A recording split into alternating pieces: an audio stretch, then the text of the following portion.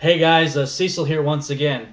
Hey, in today's video, I wanted to do a similar video to one I did a few months back, and that was comparing a couple of different collector's editions in a series of games. If you remember back, I think it was October of last year, I kind of compared the Resident Evil 5 Collector's Edition with the Resident Evil 6 Collector's Edition.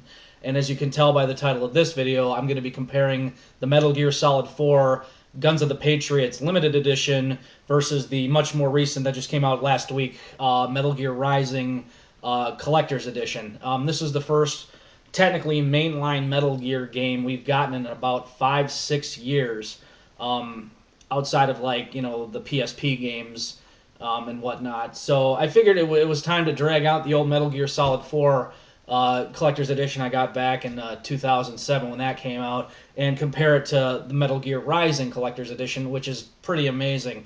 It's kind of an odd correlation, versus the Resident Evils. At least in the instance that Resident Evil 5 was kind of the better Collector's Edition with what you got. 6 was kind of disappointing. In this case, Metal Gear Solid 4 was kind of disappointing with what we got in the US, and compared to what we got in Metal Gear Rising, which is pretty amazing. And I'll get to that in a little bit. So what I'll do is I'll start here with the Metal Gear Solid 4 Collector's Edition, or in this case, Limited Edition. This is all we got in the US. It was just came in kind of a hard plastic case. It was, I believe, exclusively released through GameStop. I don't think any other site or place had this. Not that this was all that great. Basically, it's just kind of, like I said, a hard case, and there's two Blu-ray boxes in here. It just kind of slides right open like that, and there's just kind of a piece of paper that protects the back. And basically, you've got your Metal Gear Solid 4 Guns of the Patriots game for P3, and you've got kind of a second bonus set of discs. Basically, you've got your soundtrack and your making of Blu-ray. So this was kind of at the time when Sony was really starting to push Blu-ray and everything. So yeah, that's really all there is to this. It's just kind of a hard case protecting two different Blu-rays, the PS3 game and the bonus disc and content. So yeah, I wasn't overly. I mean, you got to remember back in probably the mid 2000s, at least compared to like today, collector's editions weren't really as sought after as they are now. Companies didn't do them quite as often. I know in the UK they got like a statue along with a similar package to this, and I don't know. I'm sure Japan got something pretty amazing. There was also the Metal Gear Solid 4 console and everything that came out in the US. I remember a few of my friends picked that up because they wanted to get a P3, but it was just too damn expensive, and then they dropped the price and released that bundle, which was pretty awesome. So yeah, pretty basic, nothing spectacular, but it was kind of cool to get when I got it. I think this was like 20 extra bucks compared to the actual price of the game, the standalone game. Yeah, I know they updated this recently last year, that added like trophy support with an update and everything. So very, very good game. If you have not tried to pick this one up, or you're a big fan of the Metal Gear games, or you want to give it a try, it's definitely pretty solid. The story's a little wonky, but so is Metal Gear Solid 2, so it's just kind of continuing that tradition in the line of wonky Metal Gear storylines. But now the big one, and that is the Metal Gear Rising Revengeance Collector's Edition, and it's in this gigantically huge box. Now, I have not even opened this monstrosity yet. There's a lot of cool stuff you get in this thing. Mainly, it's a steelbook, a soundtrack CD, the game, and a lamp. Now, you might be wondering, what the heck would you get a lamp? Well, it's pretty awesome, and I'll show you what I mean here in a minute. Hopefully, I'll be able to plug it in and turn it on and show it to you guys. I have not actually opened this up yet. I just know what it comes with. So this is kind of a virgin unboxing for me as well. So bear with me. I just broke the seal for the sake of the video. So I've not actually opened this yet. So it kind of, even though it's this big tall box, it kind of opens on the side. And it kind of opens up into the big box here. And right on top here, when you open the box, there's your steelbook and your game. So yeah, it's kind of weird that companies nowadays, when they do these steelbook special editions, they give you the actual game in a plastic case, and then they give you the steelbook separately. It's kind of one of those things. It's just a steelbook. You can put your discs in there and all your manuals and everything. So it's like, why would I mean, I don't even feel like using this. I'd rather just keep it nice in the box. So yeah, so that's just kind of on top there. And then this pops out right here. So then it's got some other stuff. Warning. Do not plug in or attempt to operate the unit if the glass is cracked or broken. Oh, great. That sounds good. Hopefully this didn't break in transit. I heard a few people actually got broken lamps. So I have no idea if that's what I got or not. If I can pull the damn thing out of here. So I guess it looks like it comes in a separate box with the lamp. Kind of comes with this nice handle, which is actually kind of nice. So bear with me as I get this stupid thing out of here. Okay, whoop, and there goes the box. But basically it looks like it's just in another box. Metal Gear Rising Revengeance, the lamp. So let's get this box set aside. Nothing else in the actual box itself, which is fine. So let's see here. Now, oh great, more tape. Be right back. Oh wait, nope, hey, I came prepared. I got a razor blade right in front of me here, so I'll be able to cut this bad boy open and show you here real quick.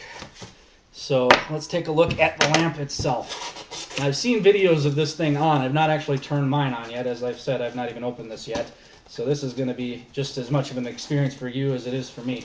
And I'm really looking forward to actually firing this bad boy up. Now, boy, how does this come out? I don't want to... Oh, there we go. You got to pull on it, I guess. And, yep, just more packaging. Looks like there's some instructions here on the bottom. Or nope, that's just a plastic piece there. So, here's the lamp itself. Comes in all this very nice protective packaging, which is nice. Styrofoam is always good. You know, I suppose, you know, they figured this was going to get bumped around on trucks all over the place, and they gave us all this nice styrofoam and whatnot to protect it. So let's see here. Just looking at the lamp itself, I'm not really seeing any cracks or anything. Yeah, it looks like it's intact. So let's see here. Now there's a port for the AC adapter.